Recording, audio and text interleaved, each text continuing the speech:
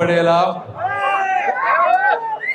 తెలుగు బిడ్డ తలెత్తుకునేలా అక్షరాస్యులందరినీ వెతికి మరీ అసెంబ్లీకి పంపించి రాజకీయ పాఠాలు నేర్పినటువంటి తెలుగు సింహం అన్న నందమూరి తారక రామారావు గారు. పేద ప్రజల కోసం పుట్టినటువంటి సిద్ధాంతం, ఢిల్లీ పీఠాన్ని కుదిపినటువంటి ఒక ధర్మ పీఠం, అన్నగారి ఆలోచన రూపం మన తెలుగుదేశం అని మీ అందరికీ నేను తెలియజేస్తా ఉన్నా. అన్నగారు ఒకసారి మీరు చూస్తే విగ్రహాలు అనేది ఒకప్పుడు అభిమానంతో, ప్రేమతో ఆ వ్యక్తులు చేసినటువంటి గొప్ప ఆలోచనలను ప్రతిబింబించే విధంగా విగ్రహాలు పెట్టుకునేటువంటి సంస్కృతి మొదట్లో తయారైంది. అయితే మనకి ఎంత అభిమానం, ప్రేమ ఉన్నా కూడా, ఏ విగ్రహం పెట్టినా కూడా ప్రజలకు ఇబ్బంది జరగకూడదు, అదేవిధంగా వారి ఆశయాలు ప్రతిబింబించాలి. ఆ విధంగా ఇప్పటివరకు నేను చాలా విగ్రహాలు చూస్తూ ఉన్నాను. కానీ ఈ విగ్రహం పెట్టిన తీరు అంటే రోడ్డుకు అడ్డం లేకుండా పక్కన ఒక స్థలంలో అందరికీ కనపడే విధంగా అద్భుతంగా ఈ విగ్రహాన్ని పెంచినటువంటి హనుమంతరావు గారికి, వారి కమిటీ సభ్యులకి అందరికీ కూడా మరొకసారి నేను మనస్ఫూర్తిగా ధన్యవాదాలు తెలుపుతా ఉన్నా. ఈరోజు విగ్రహాలంటే కులాల మధ్య పోరాటం, రాజకీయ పార్టీల మధ్య పోరాటం లాగా తయారైంది. ముఖ్యంగా గుంటూరు ప్రాంతంలో ప్రతి 500-1000 గజాల మధ్యలో ఒక విగ్రహం వెలుస్తూ ఉంది. దీనికి అన్ని పార్టీలు కూడా స్వస్తి చెప్పాల్సిన సమయం ఆసన్నమైంది. ఇప్పుడే వస్తూ ఉంటే కొన్ని నడి రోడ్డులో విగ్రహాలు వెలుస్తూ ఉన్నాయి, ట్రాఫిక్ అడ్డంకి అవుతా ఉంది. నేను ఈరోజు మున్సిపల్ కమిషనర్ గారికి, మేయర్ గారికి కూడా క్లియర్గా చెప్పాం, ఏ పార్టీ వారైనా సరే దయచేసి ట్రాఫిక్ కి ఇబ్బంది పడే విధంగా విగ్రహాలు పెట్టి వద్దు అని మరొకసారి తెలియజేస్తా ఉన్నా.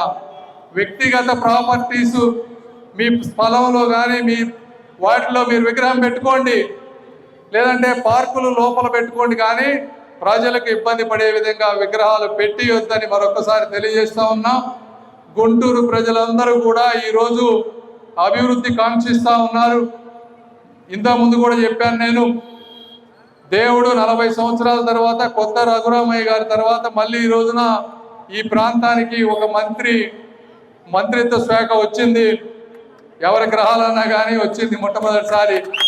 వచ్చినప్పుడు ప్రతి నిమిషం కూడా మనం ఎక్కడెక్కడ నిధులు అవసరం అవుతున్నాయో, ఎక్కడెక్కడ ఆగిపోయి 20-30 సంవత్సరాల నుంచి ఆగిపోయిన ప్రాజెక్టులు మీరు చూస్తే అన్ని బ్రిడ్జ్లు, నంది వెలుగు 10 సంవత్సరాలు ఆగిపోయింది, శంకర్ విలాస్ 30 ఏళ్ల నుంచి దానికి కనీసం అడుగు కూడా ముందుకు పడలేదు.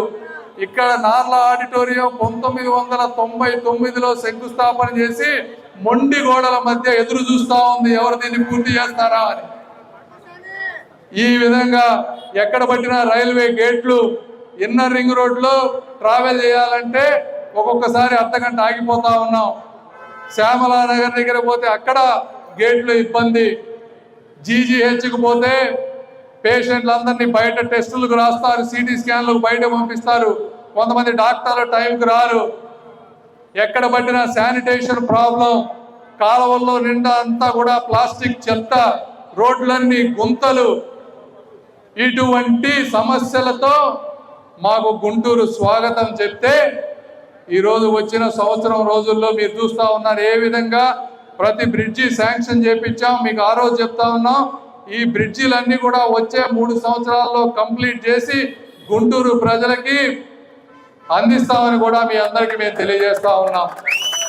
కాబట్టి ఈ విధమైనటువంటి అభివృద్ధి జరుగుతున్న ఈ రోజుల్లో అన్ని మతాలు, కులాలకు, రాజకీయ పార్టీలకు సంబంధించిన ప్రజలందరినీ మేము ఒకటే కోరుకుంటా ఉన్నాం, దయచేసి సహకరించండి. రోడ్ల మధ్య దేవాలయాలు కానీ, చర్చిలు కానీ, మసీదులు కానీ ఉంటే మీరు అందరూ కూర్చొని మీకు కావాల్సిన వేరే ప్రాంతాలకు తరలించి వాటిని రోడ్డు రవాణాలో కలపాలని మీ అందరినీ నేను కోరుకుంటా ఉన్నా. అదేవిధంగా ఏదో ఒక రోజు విగ్రహాలన్నీ కూడా రోడ్డుకి ఎక్కడైతే అడ్డంగా ఉన్నాయో వాటన్నింటినీ తొలగించాలి. ఏదో ఇవాళ కాకపోతే రేపైనా కొత్త వాటికి పర్మిషన్ ఇవ్వద్దు. ఎవరన్నా పర్మిషన్ ఇచ్చినా కూడా ప్రజలు కూడా మా ప్రభుత్వాన్ని కూడా క్వశ్చన్ చేయండి అని కూడా మీ అందరికీ నేను తెలియజేస్తా ఉన్నా. అదేవిధంగా తెలుగుదేశం పార్టీ కార్యకర్తలు వీళ్ళందరూ కూడా అందరూ అన్నగారు తెలుగుదేశం పార్టీ పెట్టినప్పుడు ఒక సిద్ధాంతాల ప్రకారం పెట్టారు. మన కార్యకర్తలు కూడా సమాజం మెచ్చుకునే విధంగా ఉండాలి అని చెప్పారు. మనం కూడా రూల్స్ ఏదో కొంతమంది ఏంటంటే వైఎస్ఆర్సీపీ పార్టీ వచ్చినప్పుడు నేను ఈ ప్రాంతంలో క్యాంపెయిన్కి వచ్చినప్పుడు ఎట్లా పడితే అట్లా ఫ్లెక్సీలు కట్టేసేవాళ్ళు. విడుదల రజనీ గారు రోడ్డు మధ్యలో పెద్ద పెద్ద అన్ని సర్కిల్లో పెట్టారు. మేమేమో మున్సిపాలిటీకి ట్యాక్స్ కట్టి బిల్ బోర్డులు ఎక్కడ ఉన్నాయో ఆ బిల్ బోర్డులో తప్పించి ఒక్క దగ్గర కూడా ఎక్స్ట్రా వేయలేదు. ఆ విధమైన సిద్ధాంతాలు ఫాలో అయ్యాం మేము.